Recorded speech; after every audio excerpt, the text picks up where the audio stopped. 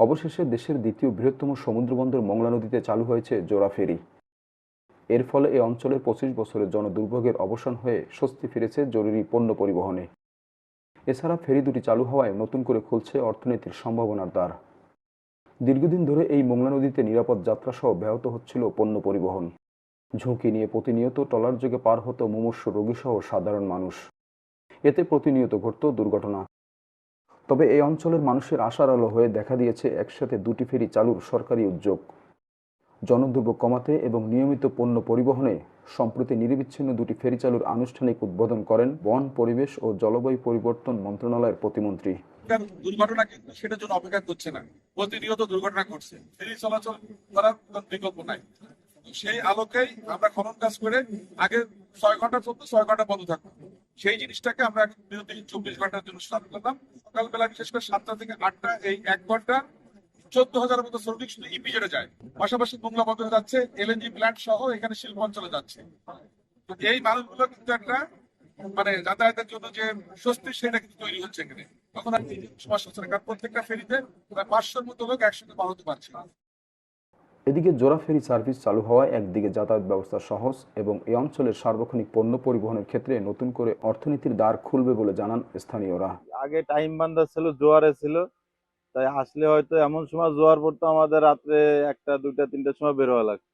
তো এখন যেহেতু ২৪ ঘন্টা চলতেছে, এই কষ্টটা আর হবে না, আর এখানে ওয়েট করাটাও হচ্ছে না।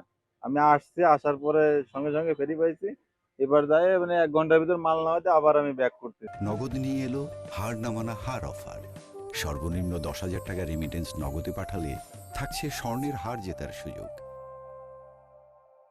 এর আগে সমস্যা হচ্ছিল যে আমরা মালটা আমরা এখানে সময় মতো পার করতে পারতাম না, যার কারণে পার করার না কারণে ওপারে পড়ে থাকতো। এখন মোংলায় বর্তমানে ২৪ ঘন্টা ফেরি সার্ভিস চালু হয়েছে, যার কারণে মোংলা বন্দরে আমদানি রপ্তানি, মোংলা বন্দরে বাজারের যত আমদানি রপ্তানির মালামাল আগের মতো ঘাটে এসে আর থাকা লাগতেছে না, যখন তখন তারা আসতে পারাইতে পারতেছে, যার কারণে বাজারে স্বস্তি ফিরে এসেছে। চলাচল করাতে আমাদের সবার জন্য একটু খুবই ভালো যাতায়াত হচ্ছে, যোগাযোগ ব্যবস্থা খুবই সচল হয়েছে। আগে ট্রলারে লোকজন চলতে ফিরতে কষ্ট হইতো, মহিলারা চলাকালীন ঘাটে অসুবিধা পড়ে যেত, এখন আর ওইটা নাই, এখন ফেরি চলে ২৪ ঘন্টা। আমাদের একটি আবেদন থাকবে যে ২ মাস পরে পরে ফেরির ঘাটে একটু ড্রেজিং হলে মোংলার সাধারণ লোকজন, রুগী ও ফ্যাক্টরির লোকজন ২৪ ঘন্টা চললে মোংলার লোকজন অনেকটা শান্তি পাবে, অথবা মোংলার সাথে খুলনা ঢাকার সাথে যোগাযোগ ভালো হবে।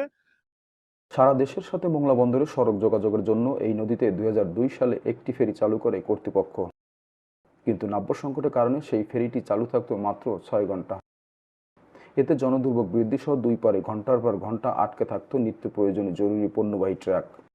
তবে সেই দুর্ভোগের অবসান হয়ে এখন থেকে ২৪ ঘন্টা চালু থাকবে ferry service. Abul Hasan, channel 24, Mongla.